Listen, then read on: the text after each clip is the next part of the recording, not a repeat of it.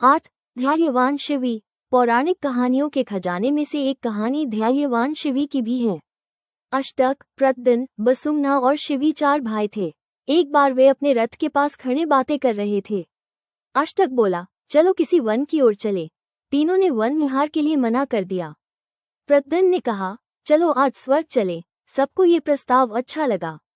चारों रथ पर सवार हुए और स्वर्ग की ओर चल पड़े। रास्ते में उन्होंने नारद जी को हाथ में एक तारा लिए नारायण नारायण करते हुए घूमते देखा। बसुमना बोले, नारद जी को भी रथ में बैठा लेते हैं। स्वर्ग यात्रा में उनका साथ उत्तम रहेगा। उन्होंने रथ रोका। चारों ने नारद जी को सादर प्रणाम किया। नारद जी ने नारायण नारायण कहकर आशीर्वाद दिया। चारों ने नारद जी से निवेदन किया, भगवान आप ही हमारे साथ रथ पर विराजमान हो जाइए। नारद जी थे घुमक्कड़ी के शौकीन, तुरंत तैयार हो गए। नारायण नारायण जपते हुए उन्होंने आसन जमा लिया।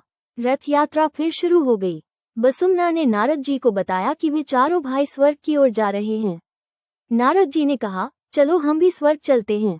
प्रद्युम्न ने नारद जी से आगे बात चलाई, भगवान आप तो अंतर्यामी हैं, आपको तो भरपूर ज्ञान है। हम चारों भाई स्वर्ग जा रहे हैं। हम सब में से किसका पुण्य फल कमजोर है? उस कमजोरी के कारण किसको सबसे पहले स्वर्ग से बाहर धकेल दिया जाएगा?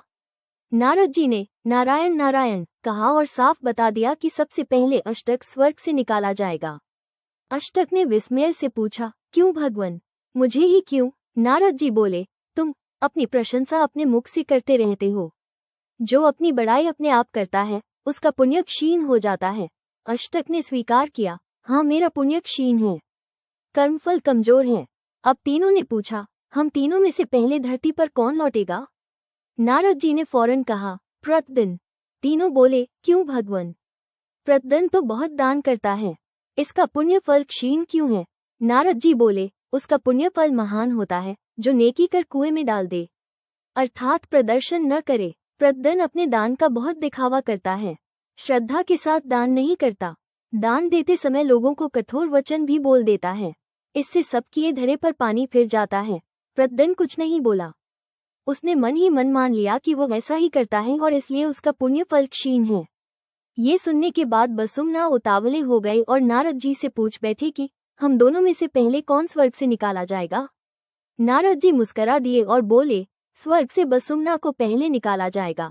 बसुमना ने कहा, भगवान मैं तो दान देता हूँ और किसी से कठोर वचन भी नहीं कहता, मेरा पुण्य फल क्षीण क्यों हुआ? नारद जी ने नारायण नारायण शब्दों का उच्चारण किया और बोले, कई जरूरतमंद लोगों को दान न देकर तुम मीठी मीठी बातें सुनाकर तरका देते हो। बोलो ये सच है या झूठ? बसुमना बोले, सच भगवान, और उसने गर्दन नीची कर ली। इस दौरान महाराज शिवी धैर्य से उनका वार्तालाप सुनते रहे। तुरंत बसुमना को शरारत सूझी और वे नारद जी से पूछ बैठे, भगवान अब तो रथ यात्रियों में महाराज शिवी और आप रह गए हैं, आप दोनों में से पृथ्वी पर कौन पहले जाएगा? नारद जी उत्तर देने में थोड़ा झिझके, फिर बोले, तुम यही पूछना चाहते हो कि हम दोनों में से किसका पुण्य पहले क्षीण होगा? हाँ भगवान, बसुमना ने कहा। इस पर नारद जी ने अपना एक तारा उठाया और बोले, हम दोनों में से मेरा पुण्य फल पहले क्षीण होगा। मैं महाराज शिवी की बराबरी किस प्रकार कर सकता हूँ? शिवी के समान धैर्यवान पुरुष मिलना बहुत मुश्किल है। ये सुन चारों भाई आश्चर्य से नारद जी ओर देखने लगे। तब नारद जी चारों भाइयों को सुनाने लगे। एक बार एक ब्राह्मण शिवी के पास आया। उसने कहा, महाराज अपना पुत्र मुझे दान कर दो, उसी दान से मेरा काम चल जाएगा, मेरी गरीबी मिट जाएगी। जानते हो शिवी ने क्या कहा? शिवी ने कहा, जैसी आज्ञा ब्राह्मण जी, आप यहीं ठहरे, मैं अपने पुत्र को लेकर आता हूँ। शिवी का पुत्र कहीं खेल में व्यस्त था। महाराज शिवी को उसको ढूंढने में समय लग गया। जब वे अपने प्रिय पुत्र को लेकर उस स्थान पर पहुंचे तो देखा वो ब्राह्मण वहां नहीं था। महाराज शिवी पुत्र के साथ ब्राह्मण की तलाश में निकल पड़े। आगे जाकर उन्होंने देखा ब्राह्मण गुस्से में उनके महल में आग लगा रहा है। महाराज का खजाना, घुड़साल, हथियारों का भंडार सब आग की तेज लपटों में जल रहा था। महाराज शिवी ब्राह्मण के समीप पहुंचे और क्षमा मांगते हुए बोले, मुझे पुत्र को लाने में तनिक देर हो गई, मेरा दान स्वीकार करें। ब्राह्मण ने क्रोध से देखा लेकिन धैर्यवान शिवी पर उनके गुस्से का कोई असर नहीं हुआ। महाराज शिवी अपने महल को आग में जलता देखकर भी चिंतित नहीं हुए और न ही परेशान। धैर्य के इस दृश्य को देखकर ब्राह्मण गायब हो गया और वहां उपस्थित हुए विष्णु भगवान बोले, राजन, आपके धैर्य का जवाब नहीं। आप महान हैं। आपके जैसी सहनशीलता कहाँ। आपने गुस्से को धैर्य से जीत लिया है और आप मुसीबत में भी नहीं घबराए। महाराज शिवी ने देखा कि महल, घुड़साल और हथियारों के भंडार और भी शान से चमक रहे थे। नारद जी के मुंह से अपनी आप बीती सुनकर महाराज शिवी ने गर्दन झुका ली।